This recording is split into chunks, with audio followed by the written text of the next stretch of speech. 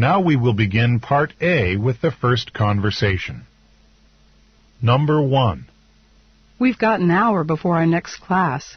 Would you like to get something to eat here?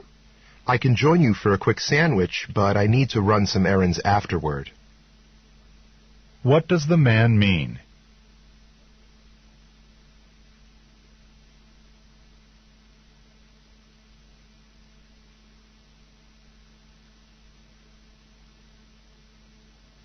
Number 2. When is the garbage pickup here? On Wednesdays, but I always put the cans out on Tuesday night so I don't miss the trucks in the morning. What does the man imply the woman should do?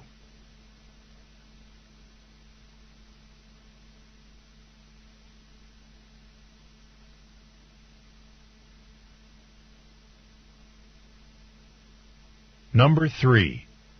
Hey, how come you never took that introductory math class? You know, the one everyone else had to take? I thought it was a university-wide requirement for graduation. Oh, I took a similar class in high school. They said that's all I needed. What does the woman mean?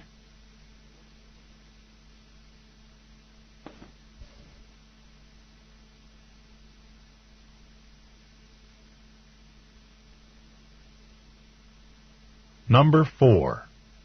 Why are you going home to see your parents this weekend? I need my dad's help to fill out this loan application. What will the man's father probably do?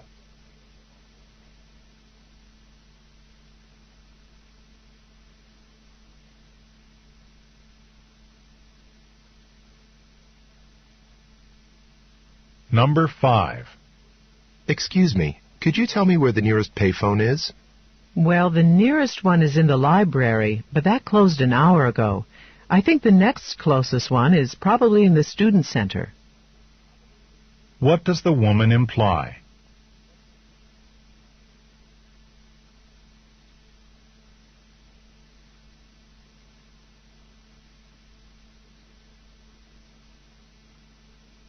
Number 6.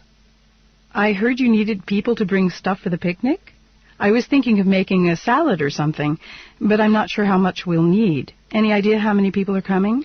Don't worry about it. Everything's already been taken care of. What does the man mean?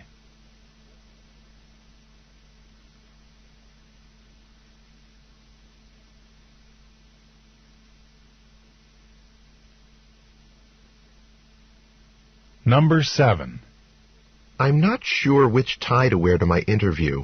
What do you think of this red one? Maybe you should consider wearing a different one. What does the woman imply?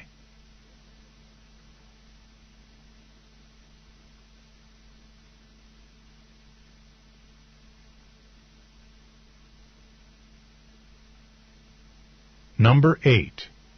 I'm going to be out of town all next week, and I'm looking for someone to feed my cat while I'm gone. You don't suppose I could talk you into it, do you? You know, I'd be glad to, but I'll be away next week too. But you know what? Let me give my sister a call. She loves animals, and she lives only a couple of blocks from your apartment. What does the man imply?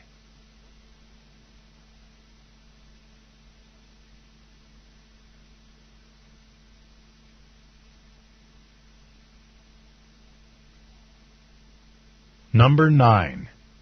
Did you see that new artwork? You know, that poster they just put up in the cafeteria? I wonder whose bright idea that was. You know, there's nothing wrong with the poster itself. It just doesn't go with the colors in the cafeteria. What can be inferred about the poster?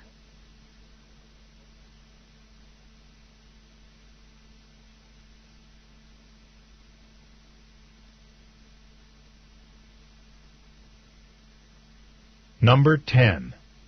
You know, that report was due in my office a couple of days ago. Where is it? I'm sorry, it's coming along, but as long as the computer's down, I can't finish it. What does the man mean?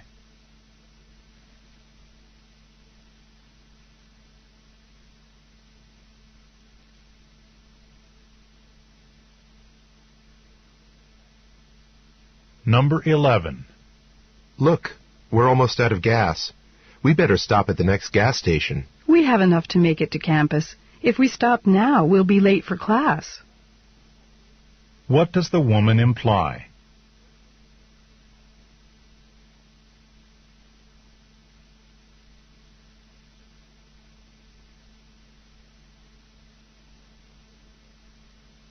Number 12.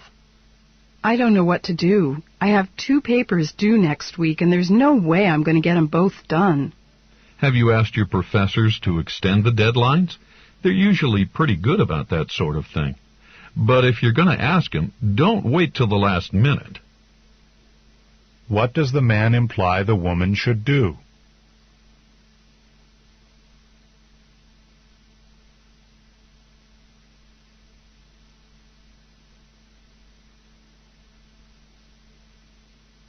Number 13. You know, Mary, I met your twin sister the other day, and you two look so much alike, I don't know how people ever tell you apart. Actually, it's not that difficult, because she always wears dresses, and I'm usually in a t-shirt and a pair of old jeans. What does Mary mean?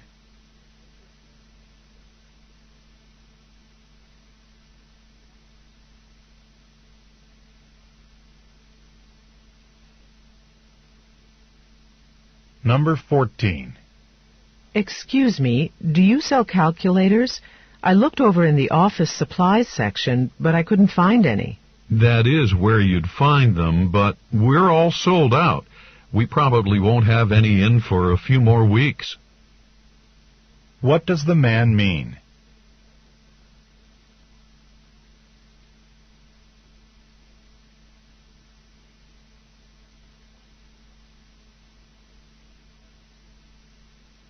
Number 15. Do you have a few minutes to look over this outline for next week's debate with me? I need to know if I have enough support for my arguments. I'm tied up at the moment. Why don't you come back during my office hours? What does the woman mean?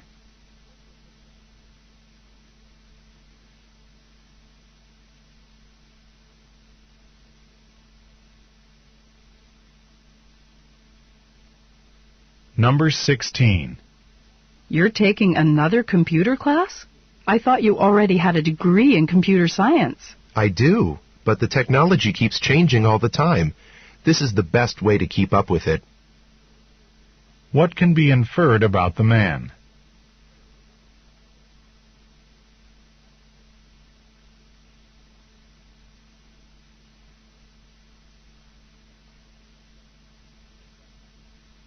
Number 17. Would you like me to water your plants while you're away? Thanks for the offer, but Mark already said he'd keep an eye on them. What does the woman say about Mark?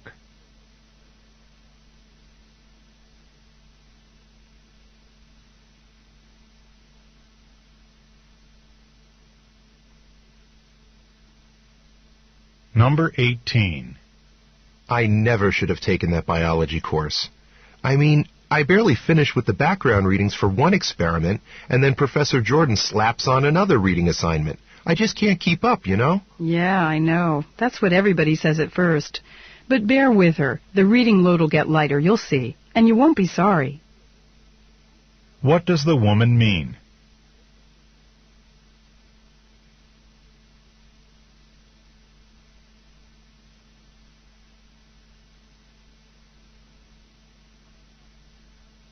Number 19. I feel awful. I'm thinking maybe if I go to the clinic, they could give me something to make me feel better. I'm no expert, but I know how hectic your schedule is these days. Between studying for finals and your part-time job, you're never back at the dorm before midnight. Maybe you should try slowing down a little. What does the man imply about the woman?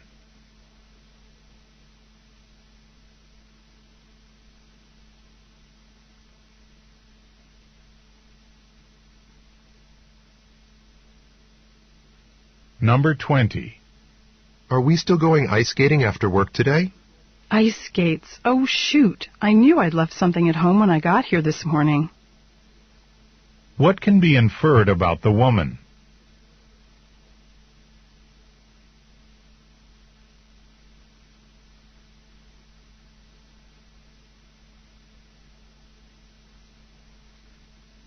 Go on to the next page.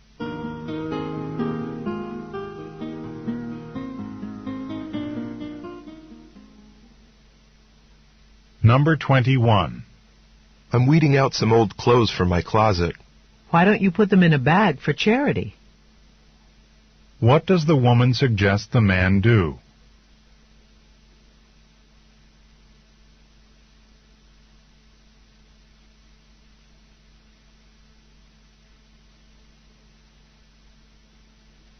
Number 22. Do you think you could lend me a few dollars until tomorrow? I left my wallet at home and I don't have enough money for lunch. Why don't you just let me treat you? I just got paid. Besides, I owe you for helping me with that physics project last month. What does the man imply?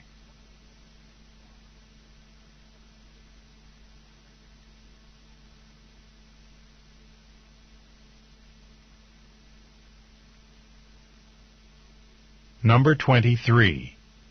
Are you going to keep your part-time job next semester at the biology laboratory? Or are you going to try for a different laboratory this time? Actually, neither.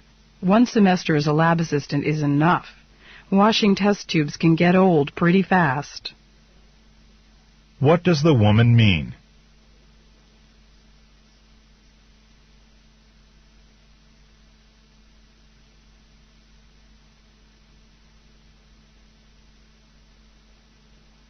Number 24.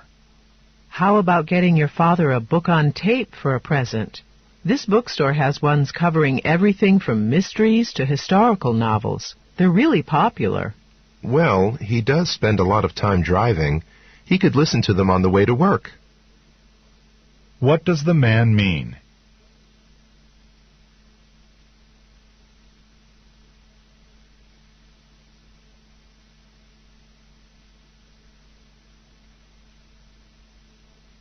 Number 25.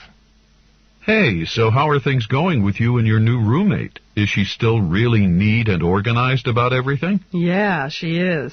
I mean, she's nothing like my last roommate. I guess it's just going to take a little while for me to get used to it. What can be inferred about the woman's new roommate?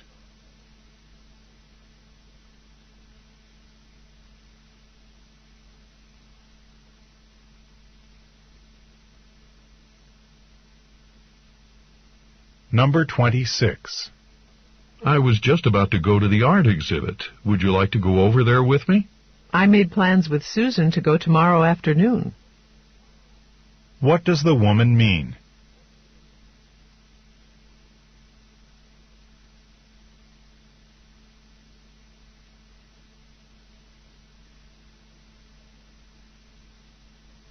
Number 27. You haven't seen my biology notes, have you? I'm almost positive I left them on my desk, and now I can't find them. I don't think I have. Did you try checking your book bag? What does the man imply?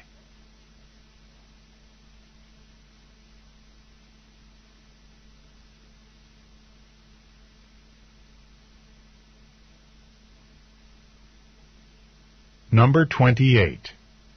This weather is unbelievable. I can't remember the last time we had such a warm winter. Isn't it great?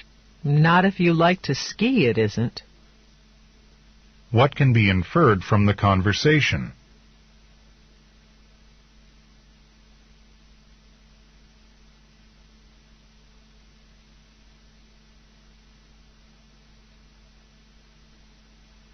Number 29. Joan, I'm glad I reached you. I'm at a payphone somewhere between Madison and Liberty Streets. Can you give me those directions again? Wow. Madison? Just forget the way I told you before. Do you have a pencil and paper? What does the woman imply?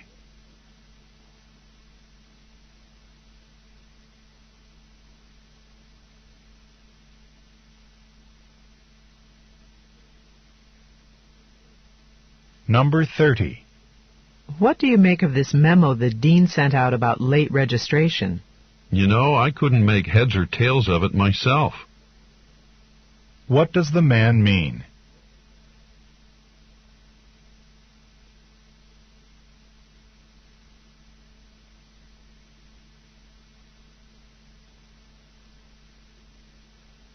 This is the end of Part A. Go on to the next page.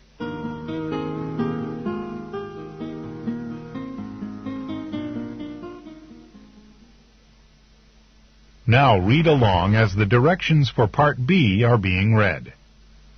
The test continues on side 2. Part B. Directions. In this part of the test, you will hear longer conversations.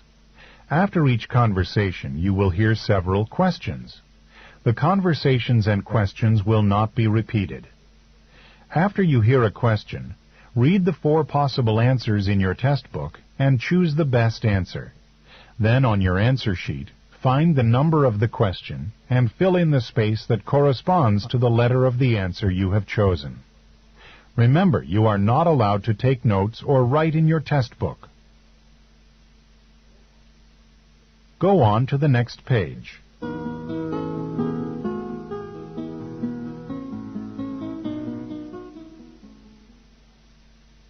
Now we will begin Part B with the first conversation. Questions 31 through 34. Listen to a conversation between 2 students.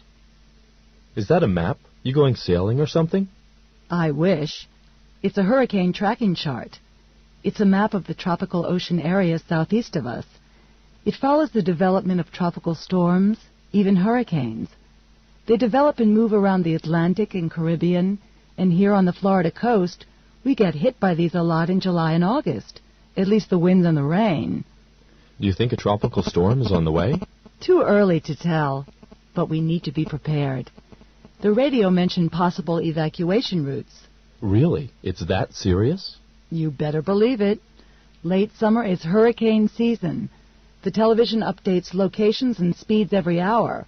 What did they say is out there now? A couple of tropical depressions, 2 storms, and 2 hurricanes. What's the difference? Wind velocity. A depression is the least serious, actually, and a hurricane is the most serious. How serious are the winds in hurricanes? They have sustained winds of 74 miles per hour and up. And what are all those names on the map? David, Eileen, Francisco, and Gina. You know, weather forecasters give hurricanes the names of people to make the storms easy to identify. I wonder what the status of the storm is now. We should turn on the television. It has the best coverage. There's an update coming up in 5 minutes. Number 31. What is the conversation mainly about?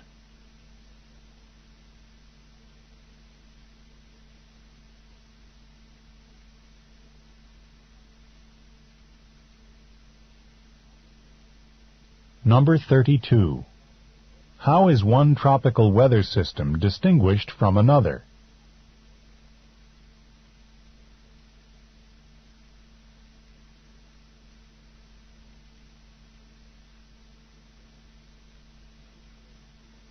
Number 33. How do weather forecasters identify hurricanes?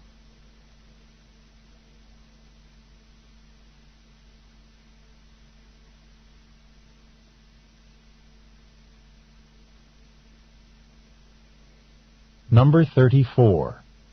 What are the man and woman going to do next?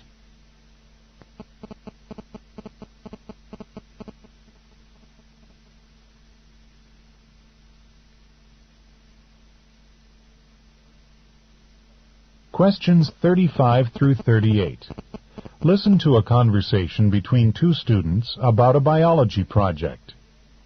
So, what's your biology project about? It's about microorganisms that live by chemosynthesis. What's chemosynthesis? Well, it's pretty complicated. You know how most life on Earth depends either directly or indirectly on sunlight? You mean like plants get energy directly from sunlight and animals eat plants, so they depend indirectly on sunlight? Right. But down on the ocean floor, there's no sunlight. In some places, though, there are hydrothermal vents, which are small cracks in the seafloor, and these vents release heat and minerals from inside the Earth into the seawater. And all around the vents, there are these unusual microorganisms. They're called archaea. And these archaea use chemical reactions to get their energy from minerals, the minerals that are released by the vents. So their energy comes from chemical reactions, not sunlight. So chemosynthesis is getting energy from chemicals? That's right. That makes archaea very different from other forms of life. And their genetic makeup is different too. They're one-celled organisms just like bacteria are, but genetically they're as different from bacteria as we humans are. Wow, that's a really interesting project. Number 35. What is the woman's project mainly about?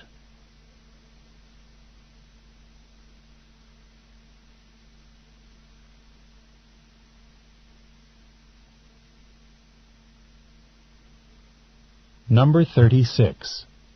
According to the woman, where are hydrothermal vents found?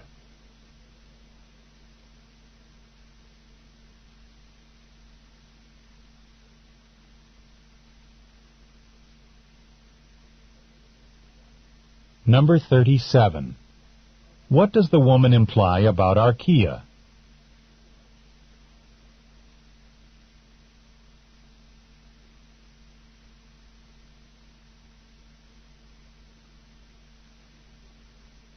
Number 38.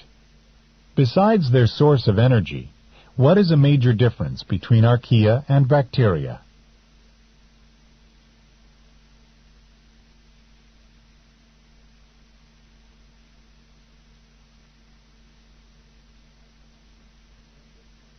This is the end of Part B.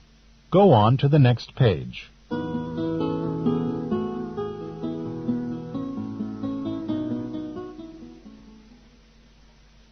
Now read along as the directions for Part C are being read. Part C. Directions. In this part of the test, you will hear several short talks. After each talk, you will hear some questions. The talks and the questions will not be repeated. After you hear a question, read the 4 possible answers in your test book and choose the best answer. Then on your answer sheet, find the number of the question and fill in the space that corresponds to the letter of the answer you have chosen. Here is an example. On the recording you hear, "Listen to an instructor talk to his class about a television program." I'd like to tell you about an interesting TV program that'll be shown this coming Thursday. It'll be on from 9 to 10 p.m. on Channel 4. It's part of a series called Mysteries of Human Biology. And the subject of the program is the human brain, how it functions and how it can malfunction. Topics that will be covered are dreams, memory, and depression. These topics are illustrated with outstanding computer animation that makes the explanations easy to follow. Make an effort to see this show. Since we've been studying the nervous system in class, I know you'll find it very helpful. Now listen to a sample question. What is the main purpose of the program? In your test book, you read, A. To demonstrate the latest use of computer graphics. B. To discuss the possibility of an economic depression. C. To explain the workings of the brain. D. To dramatize a famous mystery story. The best answer to the question, what is the main purpose of the program, is C. To explain the workings of the brain. Therefore, the correct choice is C. Now listen to another sample question. Why does the speaker recommend watching the program? In your test book, you read, A. It is required of all science majors. B. It will never be shown again. C. It can help viewers improve their memory skills. D. It will help with coursework. The best answer to the question, why does the speaker recommend watching the program, is D. It will help with coursework. Therefore, the correct choice is D. Remember, you are not allowed to take notes or write in your test book. Go on to the next page.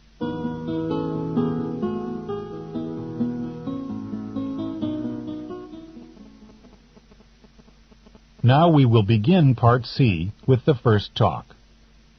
Questions 39 through 42. Listen to part of a talk in a psychology class.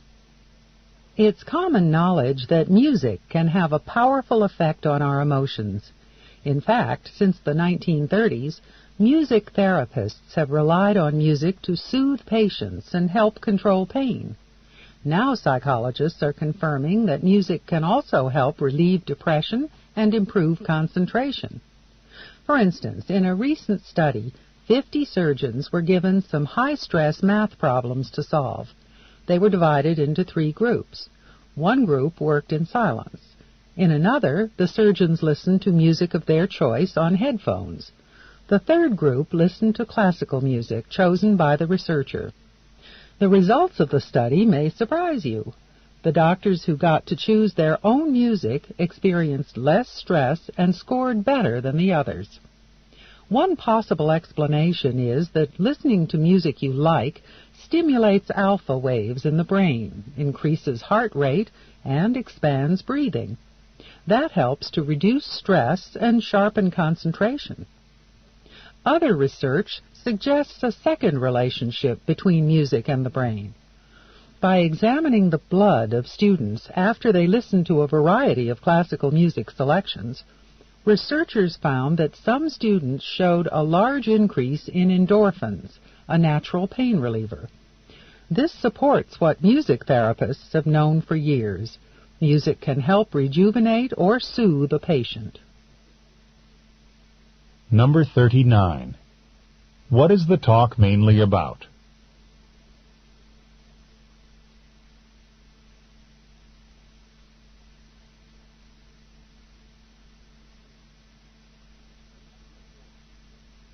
Number 40. According to the speaker, how is music therapy currently used in medicine?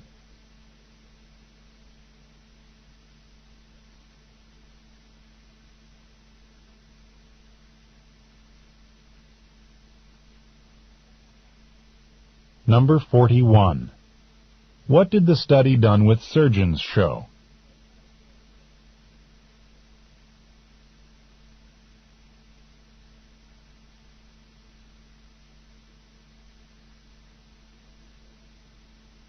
Number 42. In the study of students exposed to classical music, what effect did the music have?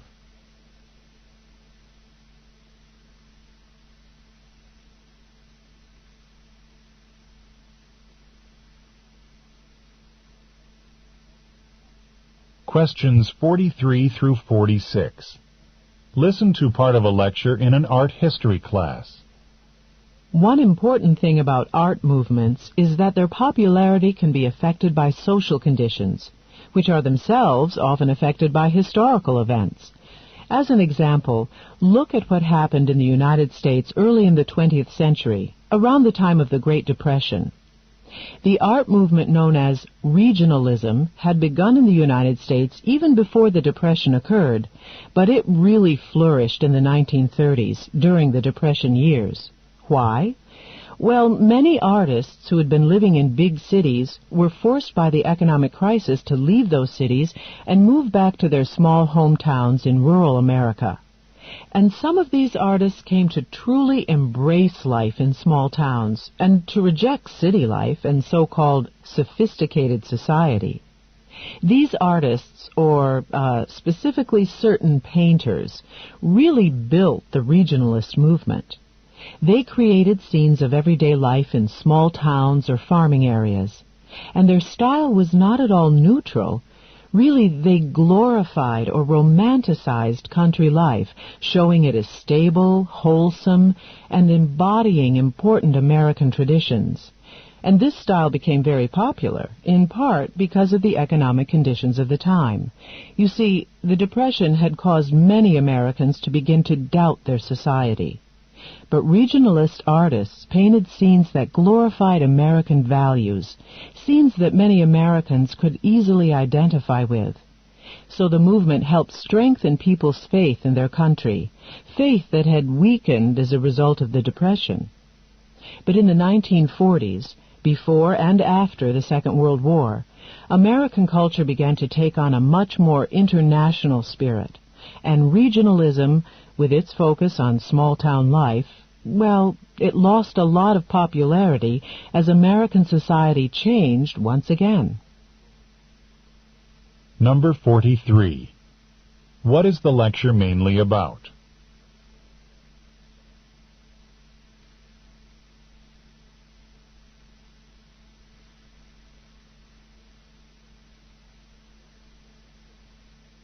Number 44. What does the professor say about artists in the United States during the Great Depression?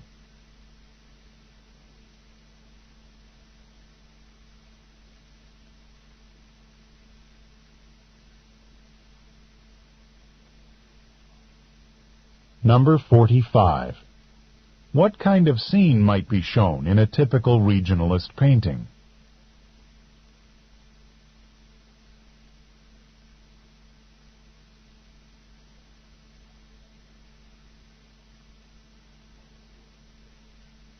Number 46. According to the professor, what happened in the United States in the 1940s around the time of World War II that affected the popularity of regionalist art?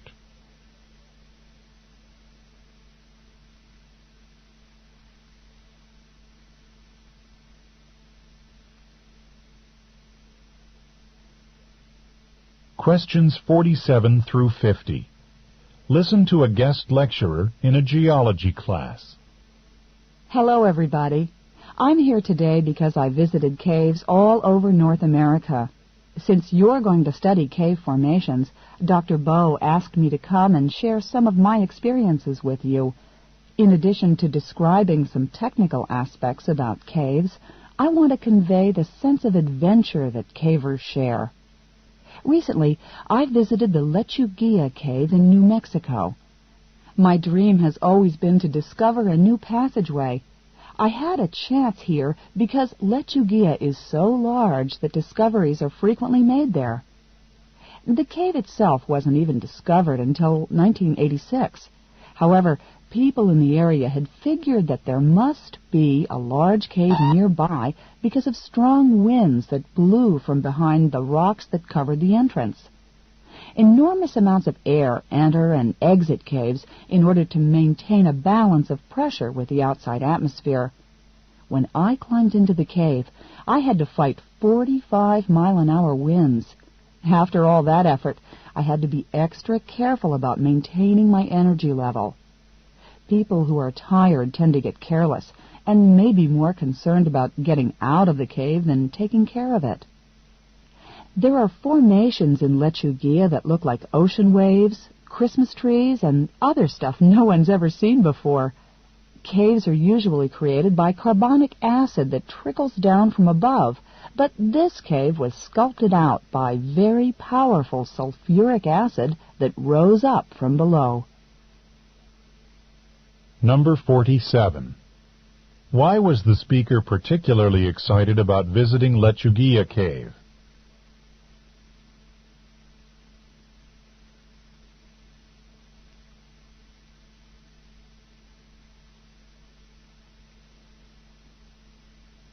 Number 48. What did the speaker say about the entrance to the cave?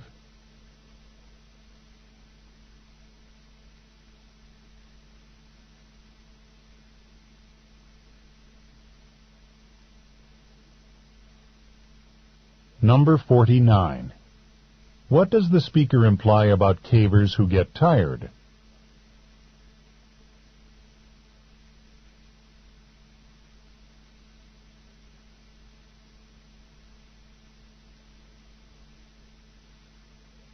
Number 50. What makes Lechuguilla's formations so unusual?